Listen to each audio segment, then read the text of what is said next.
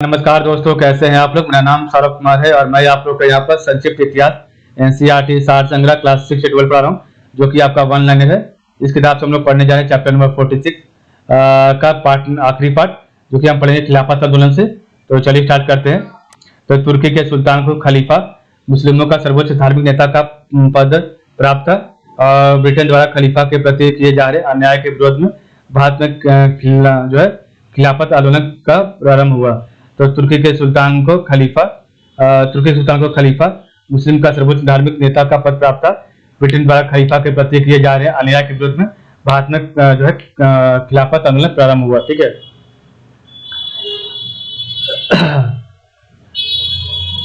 1919 ईस्वी में मोहम्मद अली और शौकत अली, जो अली बंधुओं के नाम से प्रसिद्ध थे, ने अबुल कलाम के नेतृत्व में खिलाफत आंदोलन चलाया और इस आंदोलन को चलाने के लिए एक खिलाफत कमेटी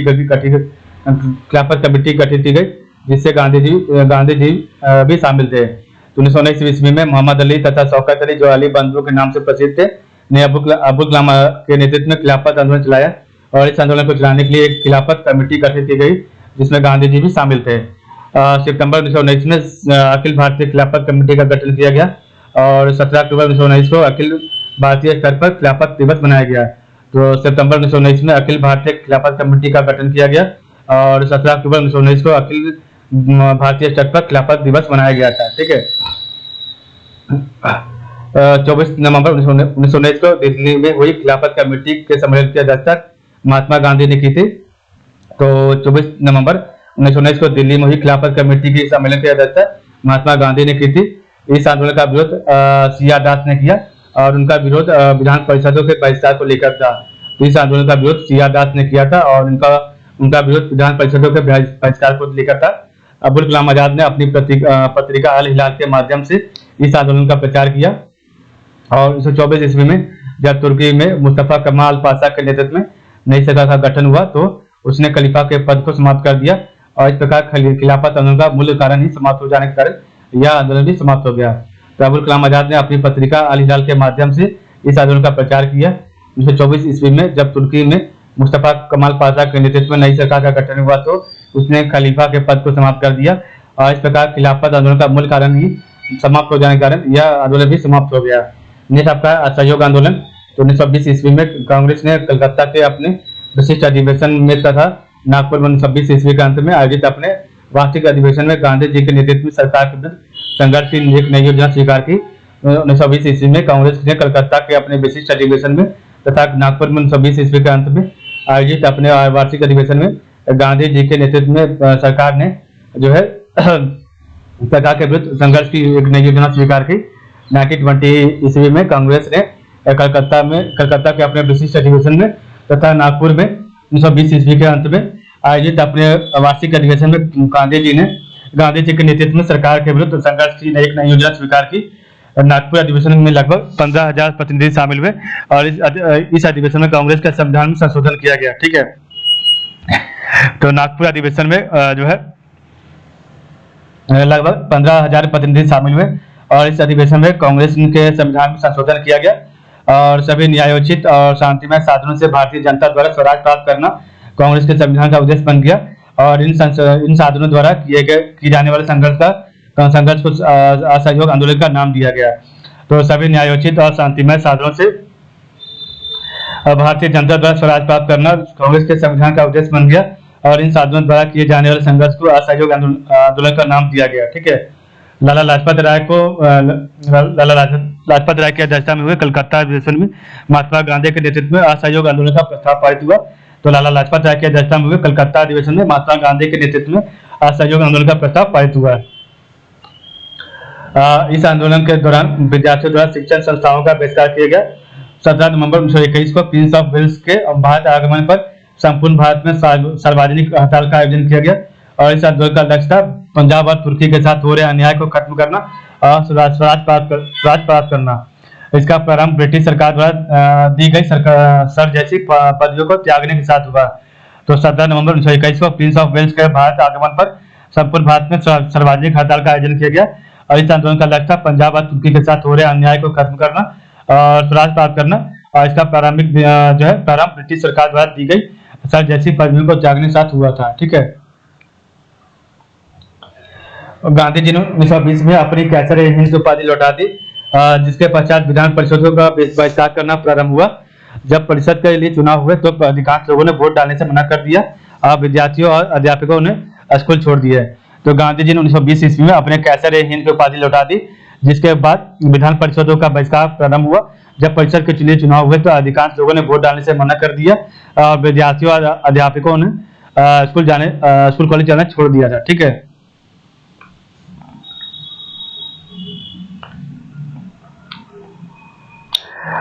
राष्ट्रवादियों ने दिल्ली में जामिया मिलिया और वाराणसी में काशी विद्यापीठ जैसी नई शिक्षण संस्थाओं स्थापित की। लोगों ने जो है अपनी सरकारी नौकरियां छोड़ दी। वकीलों ने अदालतों का बहिष्कार किया। सारे देश में सार्वजनिक हड़ताल हुई। तो राष्ट्रवादियों ने दिल्ली में जामिया मिलिया और वाराणसी में काशी विद्यापीठ जैसी नई शिक्षण संस्थाएं स्थापित की। लोगों ने अपनी सरकारी नौकरियां छोड़ दी। वकीलों ने अदालतों का बहिष्कार किया। सारे देश में सार्वजनिक हड़ताल हुई। 1921 ईस्वी का वर्ष समाप्त होने के पहले ही 30,000 लोग जेलों में बंद कर दिए गए। केरल के कुछ भागों में भी विद्रोह भड़क उठा। अधिकांश विद्रोह मोपला किसान थे, इसलिए इसे मोपला विद्रोह कहा गया था। तो 1921 ईस्वी का वर्ष समाप्त होने के पहले ही 30,000 लोगों को जेलों में बंद कर दिया गया। केरल के कुछ भागों में भी जो है विद्रोह भड़क उठा। अधिकांश विद्रोही मोपला किसान थे, इसलिए इसे मोपला विद्रोह कहा गया है। विद्रोह को बर्बरतापूर्वक कुचल दिया गया। 2000 से अधिक मोपला किसान मारे गए और करीब 45,000 किसानों को बंदी बनाया गया था। तो विद्रोह को बर्बरतापूर्वक कुचल दिया गया। 2000 से अधिक मोपला किसान मारे गए और करीब 45,000 जो है किसानों को बंदी बनाया गया था। 1921 ईस्वी में अहमदाबाद में कांग्रेस का अधिवेशन हुआ। तो 1921 ईस्वी में अहमदाबाद में कांग्रेस का अधिवेशन हुआ, तो जिसके अध्यक्ष हकीम अजमल खान थे। अधिवेशन ने आंदोलन को जारी रखने का निर्णय लिया और तब असहयोग आंदोलन का अंतिम दौर आरंभ हुआ। 1921 में अहमदाबाद में कांग्रेस का अधिवेशन शुरू हुआ और जिसके अध्यक्ष हकीम अजमल खान थे। अधिवेशन ने आंदोलन को जारी रखने का निर्णय लिया और तब असहयोग आंदोलन का अंतिम दौर आरंभ हुआ। ठीक है। नेक्स्ट आपका है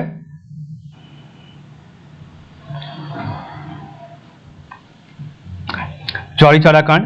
तो गांधी जी द्वारा वायसराय को दी गई चेतावनी के समय सीमा पूरी होने से पहले ही उत्तर प्रदेश के गोरखपुर जिले में स्थित चौरी चौरा नामक स्थान पर 5 फरवरी 1922 को जो एक हिंसक घटना घटित हुई। तो गांधी जी के द्वारा वायसराय को दी गई चेतावनी की समय सीमा पूरे होने से पहले ही उत्तर प्रदेश के गोरखपुर जिले में स्थित चौरी चौरा नामक स्थान पर 5 फरवरी 1922 को एक हिंसक घटना घटित हुई। चौरी चौरा कांड के नाम से चर्चित इस घटना के बाद ब्रिटिश ने जो है विरोध स्वरूप पुलिस के 22 सिपाहियों को थाने के अंदर जिंदा जलाया दिया था। चौरी चौरा घटना से गांधी जी इतने आहत हुए कि उन्होंने शीघ्र ही आंदोलन को समाप्त करने का निर्णय लिया। महात्मा गांधी ने 12 फरवरी 1922 को बारडोली में कांग्रेस कार्य समिति की एक बैठक बुलाई, जिसमें चौरी चौरा कांड के कारण सामूहिक सत्याग्रह व असहयोग आंदोलन स्थगित करने का प्रस्ताव पारित कराया गया।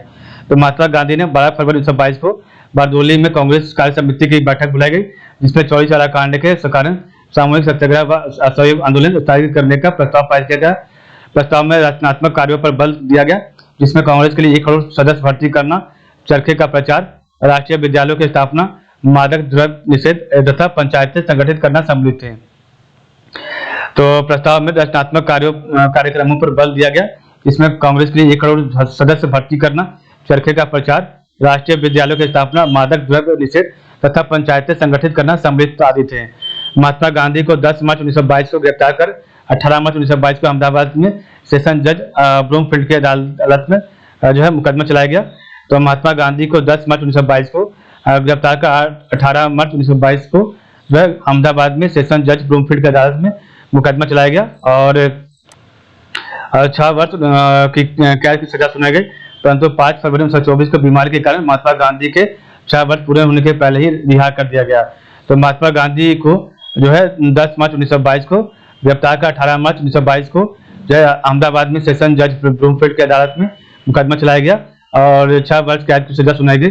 परंतु 5 फरवरी 1924 को बीमारी के कारण महात्मा गांधी के 6 वर्ष पूरे होने के पहले ही रिहा कर दिया गया। ठीक है।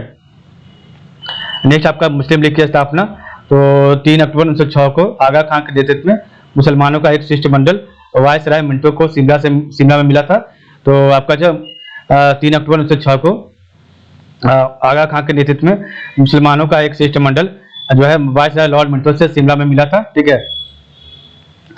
और 30 दिसंबर 1906 को जब ढाका में मोहम्मदन एजुकेशनल कॉन्फ्रेंस की बैठक हो रही थी, तभी उस अधिवेशन को ढाका के नवाब सलीमुल्लाह के अध्यक्षता में अखिल भारतीय Muslim League the All India Muslim League के रूप में परिवर्तित कर दिया गया।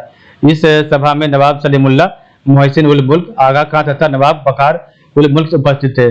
तो 30 दिसंबर 1906 को जब ढाका में मोहम्मदन एजुकेशनल कॉन्फ्रेंस की बैठक हो रही थी, तभी इस अधिवेशन को ढाका के नवाब सलीमुल्लाह की अध्यक्षता में अखिल भारतीय मुस्लिम लीग के रूप में परिवर्तित कर दिया गया।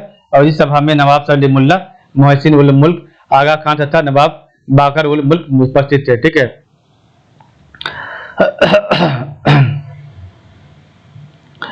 सभा की अध्यक्षता बाकर उल मुल्क द्वारा की गई थी और 1908 ईस्वी में आगा खां को मुस्लिम लीग का स्थायी अध्यक्ष बनाया गया। और इसी वर्ष अलीगढ़ अधिवेशन में 40 सदस्य एक केंद्रीय समिति की स्थापना की गई एवं उसकी प्रांतीय शाखा भी स्थापित की गई। तो सभा की अध्यक्षता बाकर उल मुल्क द्वारा की गई थी।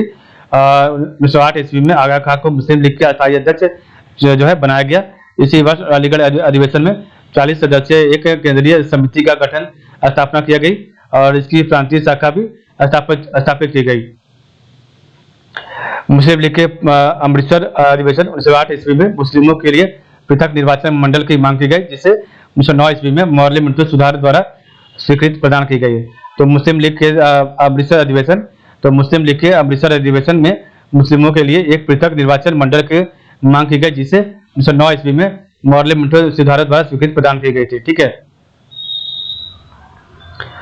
1909 ईस्वी के सुधार बिल में पृथक निर्वाचन को स्वीकार कर लिया गया। यहाँ द्विराष्ट्र सिद्धांत, टू नेशन थ्योरी का बीज बो दिया गया था। तो 1909 ईस्वी के सुधार बिल में पृथक निर्वाचन को स्वीकार कर लिया गया और यहाँ द्विराष्ट्र सिद्धांत, टू नेशन थ्योरी का बीज बो दिया गया था, ठीक है। 1912 से 13 ईस्वी में मुस्लिम लीग की राजनीति में एक नई बात देखी गई। इस लीग में यंग पार्टी के कुछ सदस्य तथा यथा मुस्लिम मोहम्मद अली शौकत अली, हकीम अजमल खान और मौलाना अबुल कलाम आजाद का उदय हुआ। 1912 से 13 ईस्वी में मुस्लिम लीग की राजनीति में एक नई बात देखी गई।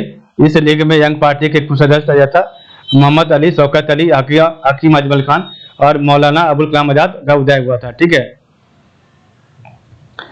तो 1912 से 13 ईस्वी में मुस्लिम लीग की राजनीति में एक नई बात देखी गई।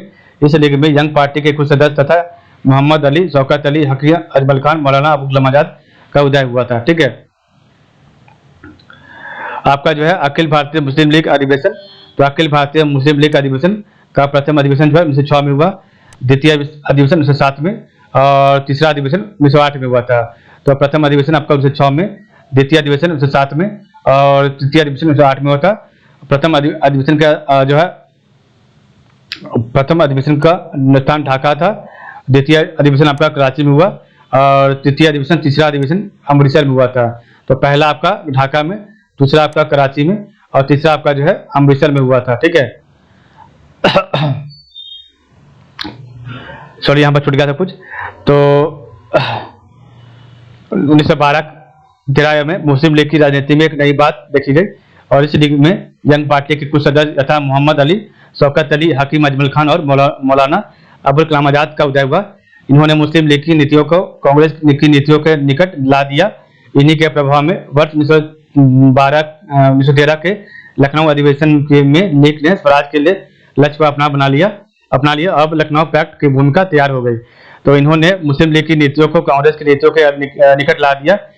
इन्हीं के प्रभाव में वर्ष 1913 के लखनऊ अधिवेशन में लीग ने स्वराज को अपना लक्ष्य बना दिया, ठीक है।